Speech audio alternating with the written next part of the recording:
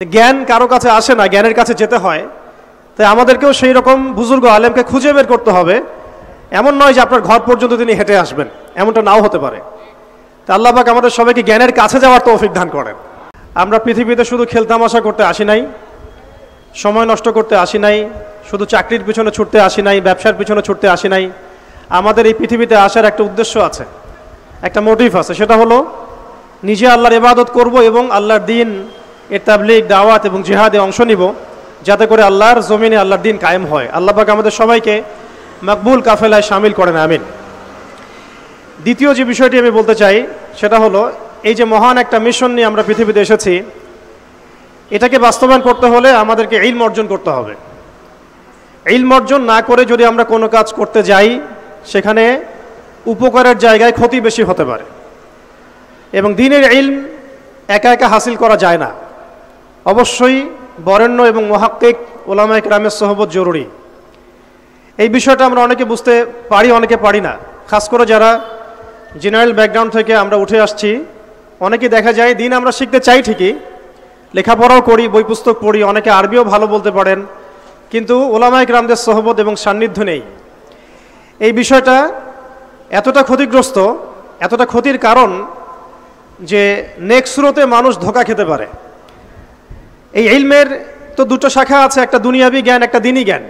তো দুনিয়াবি জ্ঞানের জন্য এই বিষয়টাকে আমি শর্ত বলে মনে করছি না, কিন্তু দ্বীনি ইলম অর্জনের জন্য অবশ্যই একজন বরেণ্য মুহাক্কিক উলামায়ে কেরামের সোহবত অবশ্যই জরুরি। এবং দ্বীনি ইলমের বিষয়টা শুধু কিতাবের মধ্যেই সীমাবদ্ধ নয়। কিতাব আমাকে একটা ক্লাসিক্যাল আলেম হওয়ার পর্যায়ে পর্যন্ত নিয়ে যায় ঠিকই, কিন্তু আল্লাহকে চিনতে হলে, আল্লাহকে পেতে হলে, আল্লাহর মারেফত হাসিল করতে হলে একটা আধ্যাত্মিক জ্ঞানের প্রয়োজন আছে। এই জ্ঞানটা আপনি কিতাবের মধ্যে পাবেন না। এটাকে হাসিল করতে হলে অবশ্যই আল্লাহওয়ালা বুজুর্গ মানুষদের সোহবতে আসতে হবে। ঠিক যেমন নবী মুসা আলাইহিস সালামকে আল্লাহ রাব্বুল আলামিন বলেছিলেন যে তোমার চেয়েও জ্ঞানী মানুষ পৃথিবীতে আছে। এবং সূরা কাহাফে বিস্তারিত ঘটনা আছে, এতটা বলার সময় এখানে নাই, আপনারা পড়ে নিতে পারবেন। মুসা আলাইহিস সালাম যুগ যুগ সফর করেছেন সেই ব্যক্তিকে পাওয়ার জন্যে যাকে আল্লাহ রাব্বুল আলামিন তার পক্ষ থেকে খাস করে জ্ঞান দিয়েছেন। সেই ব্যক্তির নাম খিদর আলাইহিস সালাম। তিনি এমন কিছু দেখছেন খিদর আলাইহিস সালাম, যেটা মুসা আলাইহিস সালাম বুঝতে পারছেন না। মুসা আলাইহিস সালাম নবী হওয়ার পরেও বুঝতে পারছিলেন না কেন নৌকা ফুটা করা হচ্ছে, কেনই বা বাচ্চাটাকে হত্যা করা হলো, আর কেনই বা দেয়ালকে নির্মাণ করা হলো। খিদর আলাইহিস সালামকে আল্লাহ রাব্বুল আলামিন এমন আধ্যাত্মিক জ্ঞান দিয়েছিলেন, আল্লাহর মারেফত দিয়েছেন, তিনি এমন কিছু দেখতে পাচ্ছেন দূর পর্যন্ত, যেটা মুসা আলাইহিস সালাম বুঝতে পারছেন না। হাদিসের মধ্যে তো এটাও এসেছে যে সেদিন যদি মুসা আলাইহিস সালাম এত প্রশ্ন না করতেন, তাহলে হয়তো আরো অনেক জ্ঞান জানা যেত, আও কামা ক্বালা আলাইহিস সালাম। এই কারণে আমি তরুণ প্রজন্মকে নসিহত করতে চাই, দ্বীনি ইলম অর্জন করছি, মাশাআল্লাহ, বই পুস্তক পড়ছি, অনেকে অনেক প্রতিষ্ঠানেও পড়ছেন, তবে অবশ্যই মাথার উপরে মুরব্বী উলামায়ে কেরামদেরকে রাখতে হবে। এটা ব্যতীত যদি আমরা দ্বীনের কাজ করতে চাই, কথা বলতে চাই, বা দ্বীনের কোনো দাওয়াত, তাবলীগ বা জিহাদের বিষয়ে আমরা ফিকির করি, সেখানে আমরা নিজেরাও বিভ্রান্ত হতে পারি, মানুষকে বিভ্রান্ত করতে পারি। তাই এটা হচ্ছে আমার দ্বিতীয় নসিহা আমাদের তরুণ ভাইদের প্রতি। আল্লাহ পাক আমরা সবাইকে বরেণ্য উলামায়ে কেরামদের সোহবত নসিব করেন, আমিন। আরেকটা বিষয় এখানে আমি নিচে থেকে অ্যাড করতে চাই, সেটা হলো যে আমরা এখন অনেকেই অনলাইন কেন্দ্রিক চিন্তাভাবনা করি। অনলাইনে কে কত ভাইরাল, কার কত ভিউজ বেশি হয়, হ্যাঁ, কার ফ্যান ফলোয়ার্স কত বেশি, এগুলো আমাদের কাছে এখন হকের মানদণ্ড হয়ে গেছে আর কি, অনেকের কাছে, সবার কাছে নয়। তো এটা একটা মুসিবত, এটা খাসারা। মনে রাখবেন, বরেণ্য উলামায়ে কেরাম এবং আল্লাহর ওলিগণ নিজেদেরকে এত জাহির করেন না, তারা নিজেদেরকে লুকিয়ে রাখতে চান, তারা ইজহার করা পছন্দ করেন না, তারা হক এবং বাতিলের মধ্যে মিশ্রণ ঘটান না, তারা হক এবং বাতিলকে স্পষ্ট করে দেন। তারা পৃথিবীতে মাজলুম হন, নিভৃতচারী হন। তাদের অবস্থা তো এমন হয় যে তারা দিনের বেলার ঘোড়সাওয়া, রাতের বেলার দরবেশ। তো এই ব্যাপারে ইমাম মালিক রহমতুল্লাহ আলাইহির একটা কওল আছে, জ্ঞান কারো কাছে আসে না, জ্ঞানের কাছে যেতে হয়। তাই আমাদেরকেও সেই রকম বুজুর্গ আলেমকে খুঁজে বের করতে হবে। এমন নয় যে আপনার ঘর পর্যন্ত তিনি হেঁটে আসবেন, এমনটা নাও হতে পারে। তা আল্লাহ পাক আমাদের সবাইকে জ্ঞানের কাছে যাওয়ার তৌফিক দান করেন, আমিন। এরপরে আসি যে এই জীবনের উদ্দেশ্যটাকে ফিক্স করা এবং জ্ঞান অর্জনের যে এই সিলসিলা, এটা একটা লম্বা সিলসিলা। জ্ঞান অর্জনের ক্ষেত্রে তাড়াহুড়া করা যাবে না যে আমি 5 বছরের মধ্যে আলেম হয়ে যাব, 10 বছরের মধ্যে আমি মুফতি হয়ে যাব, এইভাবে চিন্তা করা যাবে না। আমাদেরকে সারা জীবন তালেব ইলম হয়ে থাকতে হবে এবং জ্ঞান অর্জনের এই যে ক্রমবর্ধমান একটা সিলসিলা, এখানে সবরের পরিচয় দিতে হবে। এই ব্যাপারে আমি একটা কোটেশন নোট করে আনছি। আমাদের শ্রদ্ধেয় আলেম, বরেণ্য আলেম আল্লামা তাকি উসমানী সাহেবের যে কিতাব আছে তাসাউফ এবং আত্মশুদ্ধি, এই কিতাবের মধ্যে পাওয়া যায়, এবং তার ভাই রফি ওসমানী সাহেবের একটা কিতাব আছে, সেখানেও এই কথাটা একই কথাই আছে যে একজন তালেব ইলমকে বা একজন আল্লাহকে চাহানেওয়ালা একজন ব্যক্তিকে এই 4টা গুণ হাসিল করতে হবে। জীবনের উদ্দেশ্য ঠিক করার পরে যখন আমরা ইলম অর্জন করতে যাব তখন এই 4টা গুণ হাসিল করার চেষ্টা করবো ইনশাআল্লাহ। আল্লাহ পাক সবাইকে তৌফিক দান করেন। প্রথম গুণটা হচ্ছে শুকর, আল্লাহ পাকের শুকর আদায় করা। এটা এত বড় একটা গুণ যাকে আল্লাহ রাব্বুল আলামিন কৃতজ্ঞতা স্বীকারকারী অন্তর দিয়েছেন, সে হচ্ছে পৃথিবীর ধনী মানুষ। চলতে ফিরতে উঠতে বসতে সবসময় আমরা আল্লাহ পাকের নিয়ামতগুলো স্মরণ করব এবং সবসময় বলতে থাকবো আলহামদুলিল্লাহ, বলতে থাকবো আলহামদুলিল্লাহ, আল্লাহুম্মা লাকাল হামদ হামদান কাসীরান তাইয়িবান মুবারাকান ফি কামা ইয়ানবাগি লিজালালি ওয়াজহিক ওয়া আযীমি সুলতানিক। আল্লাহ পাকের শুকরিয়া যে যত বেশি আদায় করবে, আল্লাহ পাক বলেছেন লা ইন শাকারতুম লা আযীদান্নাকুম, তোমরা আমার শুকরিয়া আদায় করো আমি তোমাদের প্রতি আমার নিয়ামতকে বাড়াই দিব। ওয়া লা ইন কাফারতুম ইন্না আযাবি লাশাদীদ, তোমরা যদি আমার অকৃতজ্ঞ হও জেনে রাখো আমার আযাব বড়ই কঠিন। তো উস্তাদগণ লিখেছেন একজন তালেবে ইলমের অবশ্যই শুকর গুজার অন্তর থাকতে হবে। আমাদের উলামায়ে কেরাম করে কথাটা বারবার বলেন যে কলবুন শাকির, শুকর গুজার, কৃতজ্ঞতা স্বীকারকারী একটা অন্তর থাকতে হবে। সবসময় চিন্তা করব আমাকে আল্লাহ কি দিয়েছেন, এটা চিন্তা করব না আমাকে আল্লাহ কি দেন নাই। আল্লাহ পাক আমাকে সুস্থ রেখেছেন, নিরাপত্তা দিয়েছেন, আমি খাচ্ছি পান করছি, এই যে নিয়ামত আল্লাহ পাকের যে অগণিত নিয়ামত, এটাকে স্মরণ করা এবং সে অনুযায়ী শুকরিয়া আদায় করা। আল্লাহ পাক সবাইকে শুকরিয়া আদায় করার তৌফিক দান করেন। এই যে 4টা ওজিফার কথা বলা হচ্ছে, এটা কিন্তু থানভীর রহমতুল্লাহি আলাইহি তার যে খলিফা ডক্টর আব্দুল হাই মোহাম্মদ আরেফি রহমতুল্লাহি আলাইহি তাকে দিয়েছিলেন, তিনি তার ছাত্রদেরকে দিয়েছিলেন। এটা আপনারা তাসাউফ আত্মশুদ্ধি বইয়ের মধ্যে পাবেন। তো দ্বিতীয় এখানে যে বিষয়টা বলা হয়েছে সেটা হলো সবর করা। জ্ঞান অর্জন করতে হলেও সবর করতে হবে, আল্লাহকে পেতে হলেও সবর করতে হবে, দাওয়াত ও তাবলীগেও সফর করতে হবে, জিহাদের মাঠেও সবর করতে হবে। আমাদের ব্যক্তি জীবনে সবর থাকে, পারিবারিক জীবনে সবর, ব্যবসায় সবর, চাকরিতে সবর। যেটাই আমার মর্জির খেলাফ হচ্ছে তখনই সবর করতে হয়, আর এটা একটু কঠিন। এই কারণে আল্লাহ রাব্বুল আলামিন সবরের সাথে মাইয়াতের ঘোষণা দিয়েছেন। যে ব্যক্তি সবর করবে আল্লাহ তার সাথে থাকবেন ইনশাআল্লাহ। এই জন্য আল্লাহ পাক বলেছেন ইন্নাল্লাহা মাআস সাবিরিন, সবরকারীদের সাথে আল্লাহ পাক আছেন। এটা কঠিন, এই কারণে যখন মর্জির খেলাফ কোনো কিছু হবে তখন আমাদের আলেমগণ বলেন সবসময় পড়তে থাকা যে ইন্না লিল্লাহি ওয়া ইন্না ইলাইহি রাজিউন। এটা মাইয়াতের সাথে খাস দোয়া নয়, এটা শুধু মৃত্যুর সাথে খাস কোনো দোয়া নয়, এটা যখনই সবরের হালত আসবে তখনই পড়তে হয় ইন্না লিল্লাহি ওয়া ইন্না ইলাইহি রাজিউন। কারণ উলাইকা আলাইহিম সালাওয়াতুম মির রাব্বিহিম ওয়া রাহমা ওয়া উলাইকা হুমুল মুহতাদুন, এটা হেদায়েত পাওয়ার মাধ্যমও বটে এবং তাদের সাথে আল্লাহ পাকের রহমত আছে। তো শুকরগুজার অন্তর এবং সবরকারী অন্তর আল্লাহ পাক সবাইকে নসিব করেন, আমিন। 3 নম্বরে উস্তাদগণ বলেছেন তওবা, বেশি বেশি তওবা করতে বলা হয়েছে। চলতে ফিরতে উঠতে বসতে সবসময় আমরা আস্তাগফিরুল্লাহ ওয়া আতুবু ইলাইহি পড়ার অভ্যাস করি। যে যত বেশি তওবা করবে তার হৃদয় তত পরিচ্ছন্ন হবে, গুনাহ মাফ হবে। পরিচ্ছন্ন কলবের মধ্যেই আল্লাহ পাকের নূর এবং মারিফত নাজিল হবে ইনশাআল্লাহ। অপরিচ্ছন্ন কলবের মধ্যে কিন্তু আল্লাহর নূর নাজিল হয় না। তাই উলামায়ে কেরাম বারবার অন্তত দিনে 100 বার আস্তাগফিরুল্লাহ ওয়া আতুবু ইলাইহি পড়তে বলেন। আল্লাহ পাক আমাদের সবাইকে পড়ার তৌফিক দান করেন। আর 4 নাম্বার যেটা এই কিতাবে এসেছে সেটা হচ্ছে ইস্তেআযা, অর্থাৎ ভবিষ্যতের কোনো বিষয়ের জন্য আমাদের যদি আশঙ্কা সৃষ্টি হয়, না জানি এটা আমার উপর বিপদ আসবে কিনা, ভয়, আশঙ্কা, আতঙ্ক, এই বিষয়গুলো যদি আমাদের ভিতরে আসে, অর্থাৎ ভবিষ্যৎ নিয়ে কোনো শঙ্কা, তখন বেশি বেশি আল্লাহর কাছে আশ্রয় প্রার্থনা করতে বলা হয়েছে। পড়তে বলা হয়েছে আউযু বিল্লাহ, আউযু বিল্লাহ, অথবা আউযু বিকালিমাতিল্লাহি তাম্মাতি মিন শাররি মা খালাক, অথবা আউযু বিল্লাহি মিনাশ শাইতানির রাজীম, আউযু বিল্লাহিস সামিউল আলীম মিনাশ শাইতানির রাজীম মিন নাফখিহি ওয়া নাফসিহি ওয়া হামজিহি। একবার আমার মনে আছে যে একটা জটিল মাসালা নিয়ে আমরা আমাদের মহতারাম খতিব সাহেব বাইতুল মুকাররমের বর্তমান খতিব সাহেব তার দ্বারস্থ হয়েছিলাম। একটা মুশকিলা দেখা দিয়েছে, একটা দোয়া শিখিয়ে দেন যে দোয়ায় আমল করলে ইনশাল্লাহ এটা চলে যাবে। তা আমাকে তিনি পার্সোনালি বলেছিলেন যে এই দোয়াটা যেটা আমি এখন শিখিয়ে দিচ্ছি আপনাকে, এই দোয়াটা জিবরাইল আলাইহিস সালাম রাসূলুল্লাহ সাল্লাল্লাহু আলাইহি ওয়াসাল্লামকে শিখিয়ে দিয়েছিলেন এবং রাসূলুল্লাহ সাল্লাল্লাহু আলাইহি ওয়াসাল্লাম এই দোয়াটা খালিদ বিন ওয়ালিদ রাদিয়াল্লাহু আনহুকে শিখিয়ে দিয়েছিলেন। তো শোনার এবং শেখার খুব আগ্রহ ছিল, তা আমি লিখে নিচ্ছিলাম এবং নোট করছিলাম। এই দোয়াটা যদি আপনারা পড়তে পারেন, ভবিষ্যতের যে কোনো শঙ্কা আশঙ্কা বিপদ আপদ বালা মুসিবত এই বিষয়গুলোর ব্যাপারে আল্লাহর পক্ষ থেকে একটা সাকিনা এবং সুকুন হৃদয় নাজিল হবে ইনশাআল্লাহ।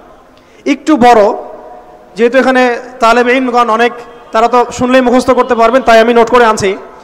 এবং জ্ঞান তো লুকিয়ে রেখেও লাভ নাই, প্রচার করলেই লাভ, আপনারা আমল করলে আমি নাকি পাবো ইনশাআল্লাহ।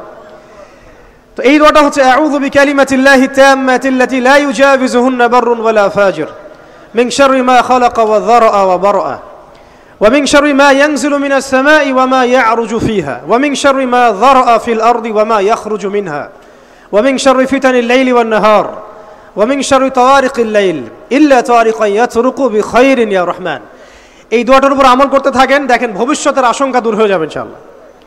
আল্লাহ পাক আমরা সবাইকে 4টা গুণ হাসিল করার তৌফিক দান করেন। এইগুলো নিয়ে লম্বা কথা বলা যায়, তো আমি সংক্ষিপ্ত করে বললাম যে আল্লাহ পাক আমাদেরকে জীবনের উদ্দেশ্যটাকে ফিক্স করার তৌফিক দান করেন, যে আমরা পৃথিবীতে এসেছি আল্লাহর ইবাদত করতে এবং তার দিন কায়েম করতে। এবং এই মিশনে আমাদের প্রথম দরকার হচ্ছে দ্বীনি ইলম অর্জন করা, এবং এটা একটা লম্বা সিলসিলা, এই ব্যাপারে তাড়াহুড়া না করা। এবং 3 নাম্বার, বুজুর্গ ওলামা ইকরামদের সোহবতে থেকে দ্বীনের জ্ঞান হাসিল করা। এতে করে জ্ঞানের সাথে সাথে আধ্যাত্মিকত্ব হাসিল হবে ইনশাআল্লাহ। আর আধ্যাত্মিকত্ব হাসিল না হলে বাইরের চোখ দিয়ে যদি আমরা দেখি, তাহলে এই বিশ্বটাকে চিনতে বুঝতে এবং সমাধান বের করতে আমরা বেগ পাবো। এবং কোনো কোনো ক্ষেত্রে আমরা সত্যকে মিথ্যা মনে করতে পারি, মিথ্যাকে সত্য মনে করতে পারি। আল্লাহ পাক আমাদের খিদির আলাইহিস সালামের দৃষ্টিভঙ্গি দান করেন, আমিন। আর 4 নাম্বার, প্রত্যেক তালেব ইলমের এবং যারা আল্লাহর পথের সেনানী হতে চান, হতে চাই, আমরা মুজাহিদ হতে চাই, মুবাল্লিগ হতে চাই, মুহাদ্দিস হতে চাই, বা দ্বীনের পথে আমরা শহীদ হতে চাই, এই তামান্না যাদের আছে তাদেরকে এই 4টা গুণ হাসিল করতেই হবে। আল্লাহ পাক তৌফিক দান করেন। 1 নাম্বার শুকর, 2 নাম্বার সবর, 3 নাম্বার তাওবা এবং 4 নাম্বার ইস্তেআযা বা আশ্রয় প্রার্থনা। আবার বলছি, 1 নাম্বার শুকর, বেশি বেশি শুকরিয়া আদায় করা, 2 নাম্বার সবর করা, 3 নাম্বার হচ্ছে পূর্বের পাপের জন্য তওবা করা, এবং যখনই পাপ হবে তখনই তওবা করা। ওলামা ইকরামগণ বলেন যে সকাল সন্ধ্যায় সাইয়্যিদুল ইস্তিগফার কখনো না ছাড়া, সকাল সন্ধ্যা সাইয়্যিদুল ইস্তিগফার কোনো অবস্থায় যেন না ছাড়া। এটা নিশ্চয়ই আপনাদের মুখস্থ আছে। আল্লাহুম্মা আনতা রাব্বি লা ইলাহা ইল্লা আনতা খালাকতানি আনা আবদুক ওয়া আনা আলা আহদিকা ওয়া ওয়া'দিক মাসতাতা'ত আউযু বিকা মিন শাররি মা সানা'ত আবুউ লাকা বিনি'মাতিকা আলাই ওয়া আবুউ বিযানবি ফাগফির লি ফাইন্নাহু লা ইয়াগফিরু যুনুবা ইল্লা আনতা। এই দোয়াটা কখনো না ছাড়া। এবং যখন পূর্বের কোনো পাপের কথা মনে হয় যে এতদিন আগে আমার একটা পাপ হয়ে গিয়েছিল, মনটা একটু খারাপ হতে পারে, চোখে পানি আসতে পারে, ইমিডিয়েটলি পড়তে বলা হচ্ছে আস্তাগফিরুল্লাহ ওয়া আতুবু ইলাইহি, আস্তাগফিরুল্লাহ ওয়া আতুবু ইলাইহি। আল্লাহ পাক সবাইকে খাস তওবা করার তৌফিক দান করেন। এবং 4 নাম্বার হচ্ছে আমাদের জন্য জরুরি, সেটা হলো ইস্তেআযা বা আল্লাহ পাকের কাছে আশ্রয় প্রার্থনা করা। আল্লাহ রাব্বুল আলামিন আমরা সবাইকে তার কাছে আশ্রয় প্রার্থনা করার তৌফিক নসিব করেন, আমিন। তো 4টা বিষয় বলেছি আমি। 5 নাম্বারটা হচ্ছে যে চলমান যে ফিতনাগুলো আছে আমাদের সামনে, এই ফিতনাগুলোকে কাগজে কলমে আইডেন্টিফাই করা। আমি সহজ করে দিই আপনাদের জন্য। আমাদের সামনে ফিতনাগুলো কয়েকটা ক্ষেত্রে বিভক্ত। একটা হচ্ছে ব্যক্তিগত ক্ষেত্রে ফিতনা, একটা হলো আমাদের শিক্ষা ক্ষেত্রের ফিতনা, একটা হলো আমাদের অর্থনৈতিক ক্ষেত্রের ফিতনা, একটা হলো সাংস্কৃতিক ক্ষেত্রের ফিতনা, একটা পারিবারিক ক্ষেত্রে এবং একটা রাষ্ট্রীয় ক্ষেত্রে, এবং এর চেয়ে বড় পরিসরে আছে বৈশ্বিক ক্ষেত্রে কিছু ফিতনা। এই ফিতনাগুলোকে আমাদেরকে কাগজে কলমে এবং আল্লাহর নূর দিয়ে, কোরআন সুন্নাহর চোখ দিয়ে আইডেন্টিফাই করতে হবে এবং সেগুলোকে সমাধানের পথ খুঁজে বের করতে হবে। আল্লাহ পাক আমাদের সবাইকে তৌফিক দান করেন, আমিন। 6 নাম্বার হচ্ছে যে আমাদের যে গন্তব্য যে আমরা চাই আল্লাহর জমিনে দিন কায়েম হোক, এই গন্তব্যে ইস্তেকামা ধরে রাখা বা ধারাবাহিকতা বজায় রাখা। এমন যেন না হয় যে আমাদের কিছুদিনের কাজ খুব গতিসম্পন্ন হচ্ছে এবং বাকি কাজ মন্থর হচ্ছে, এমনটা যেন না হয়। সিরাতের সুন্নতে নবী সাল্লাল্লাহু আলাইহি ওয়াসাল্লাম যেভাবে দীর্ঘ 23 বছর তার দাওয়াত এবং জিহাদের মিশন চালিয়েছেন, এইভাবে আমরা যেন আমাদের এই গন্তব্যটাকে হাসিল করতে পারি এবং সবর বজায় রাখি, ইস্তেকামা ধরে রাখি, আধ্যাত্মিকতা ধরে রাখি এবং যা জানি তার উপর আমল করার চেষ্টা করি, সুন্নাহ ভিত্তিক জীবনযাপন করার চেষ্টা করি। আল্লাহ পাক সবাইকে তৌফিক দান করেন, আমিন। 7 নম্বর দরকার হচ্ছে আমাদের হালাল রিজিক। যদি রিজিকটা আমাদের হালাল না হয় তাহলে এই যে এত বড় বড় কথা বলছি বা এত বড় স্বপ্ন দেখছি, এগুলো কিন্তু ভাই আসলে বাস্তবায়ন করা খুব কঠিন হবে, কোনো কোনো ক্ষেত্রে হয়তো সম্ভবও হবে না। ইন্নাল্লাহা তাইয়্যিব লা ইকবালু ইল্লা তাইয়্যিব, আল্লাহ পাক পবিত্র, তিনি পবিত্র ছাড়া কিছু কবুল করেন না। আর এখন রিজিকের মধ্যে যত ফিতনা, সুদের ফিতনা আছে, ঘুষের ফিতনা, দুর্নীতির ফিতনা, কাগজের টাকার হারামের কিছু ফিতনা চলে আসছে এর ভিতরেও, ক্রিপ্টোকারেন্সির ফিতনা আসতেছে সামনে, এছাড়া আছে আমাদের মার্কেটের সিন্ডিকেট, পণ্য মজুত করা, বাপে কম দেয়া, মানে হারাম খাওয়ার যতগুলো অপশন আছে আমার মনে হয় এই জামানায় এই যুগে এটা সবচেয়ে বেশি উন্মুক্ত আমাদের সামনে। তো হারাম খাওয়া সহজ, হালালে চলা একটু কঠিন, তবে হালাল খাওয়াটা অসম্ভব নয়। আল্লাহ পাক সূরা তালাকের মধ্যে বলেছেন, ওয়া মান ইয়াত্তাকিল্লাহা ইয়াজআল লাহু মাখরাজা, যে ব্যক্তি আল্লাহকে ভয় করে আল্লাহ পাক তার জন্য রাস্তা বের করে দেন। ওয়া ইয়ারযুকহু মিন হাইসু লা ইয়াহতাসিব, এবং এমন উৎস থেকে আল্লাহ পাক তাকে রিজিক দেন যা সে কখনো কল্পনাও করে নাই। আল্লাহ পাক আমাদের সবাইকে হালাল খাবার তৌফিক দান করেন, আমিন। 8 নম্বর এবং 9 নম্বর একসাথে বলে শেষ করছি, সেটা হলো আমাদের প্রত্যেককে কমপক্ষে পার্ট টাইম দাওয়াতের কাজ করতে হবে। দাওয়াত এবং তাবলীগের কাজটা এটা এখন আমভাবে সকলের উপর বর্তিয়ে গিয়েছে। এটা ব্যাপারটা এমন নয় যে ওলামায়ে কেরামগণ দাওয়াতের কথা বলবেন, তাবলীগের কথা বলবেন, আমাদের উপর কোনো জিম্মেদারি নাই, ব্যাপারটা কিন্তু এমন নয়। আমাদের প্রত্যেককে সৎ কাজে আদেশ করতে হবে, অসৎ কাজে নিষেধ করতে হবে। এবং আপনারা তো সবাই জানেন, হুযায়ফা রাদিয়াল্লাহু আনহু থেকে যে হাদিসটা বর্ণিত হয়েছে সহিহ মুসলিম শরীফে এসেছে, যে যদি আমরা সৎ কাজে আদেশ না করি, অসৎ কাজে নিষেধ না করি, তাহলে আল্লাহর পক্ষ থেকে বিপদ আপদ, বালা মুসিবত, গজব আসবে। এই সময় ওই কম দোয়া করবে, কিন্তু এই দোয়া আল্লাহর দরবারে কবুল হবে না। তাই আল্লাহ রাব্বুল আলামিন আমাদের সবাইকে সৎ কাজে আদেশ করার তৌফিক দান করেন, অসৎ কাজে নিষেধ করার তৌফিক দান করেন, হালাল খাওয়ার তৌফিক দান করেন এবং দাওয়াত ও তাবলীগের সবাইকে এই মেহনতে যুক্ত থাকার তৌফিক দান করেন। আর সর্বশেষ যে কথাটা বলতে চাই সেটা হলো, এই দিন কায়েমের যে স্বপ্ন, এই স্বপ্নে আমাদের সবার দাওয়াতের সাথে জিহাদের তামান্না থাকতে হবে, শাহাদাতের মৌতের তামান্না থাকতে হবে।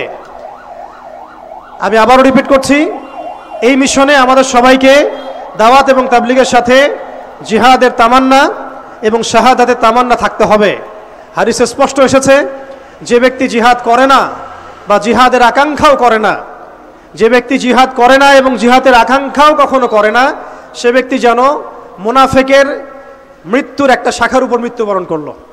আল্লাহ পাক আমাদের সবাইকে নেফাকি থেকে হেফাজত করেন, আমিন। তো সম্মানিত উপস্থিতি এবং আমার সামনে উপবিষ্ট তরুণ প্রজন্মের দিনী ভাইরা, এই 10টা কাজ যদি আমরা করতে পারি, আমরা আশা করি এই 10টা কাজের সমন্বয় হলে আস্তে আস্তে হলেও আমরা ইনশাআল্লাহ তাআলা অচিরেই বাংলার জমিনে পরিপূর্ণ দিন কায়েম বলতে আমরা যা বুঝি, আল্লাহর জমিনে আল্লাহর দিন প্রতিষ্ঠা এবং শরিয়া বিধান প্রতিষ্ঠা, এটা কোনো অসম্ভব বিষয় নয় এবং এটা কোনো সময় সাপেক্ষ বিষয় হবে না ইনশাআল্লাহ। আল্লাহ পাক আমরা সবাইকে 10টা কাজ করার তৌফিক দান করেন। শেষ করার আগে আমি আরেকবার রিপিট করছি, আমাদের সবাইকে আল্লাহ পাক জীবনের লক্ষ্য এবং উদ্দেশ্যকে নির্ধারণ করার, ফিক্স করার তৌফিক দান করেন। দুনিয়ার মহব্বত আমাদের হৃদয় থেকে আল্লাহ পাক দূর করে দেন, আখিরাতের মহব্বত আমাদের মধ্যে দান করেন। দ্বিতীয় বিষয় হচ্ছে, আমাদের সবাইকে এই মিশনে কাজ করার জন্যে প্রথম যেটা দরকার, জ্ঞান অর্জন করা, সেই জ্ঞান অর্জন আল্লাহ পাক সবাইকে করার তৌফিক দান করেন এবং সেই জ্ঞান অর্জন উলামায়ে কেরামদের সোহবতে করার তৌফিক দান করেন। মাথার উপরে বুজুর্গ আলেম রাখার তৌফিক দান করেন। পাশাপাশি যে 4টা খাস গুণাবলীর কথা আমি বলেছি, শুকর, সবর এবং তাওবা এবং ইস্তেআযা, এই 4টা হাসিল করার তৌফিক দান করেন। হালাল রিজিক খাওয়ার তৌফিক দেন এবং সৎ কাজে আদেশ করার, অসৎ কাজে নিষেধ করার তৌফিক দান করেন।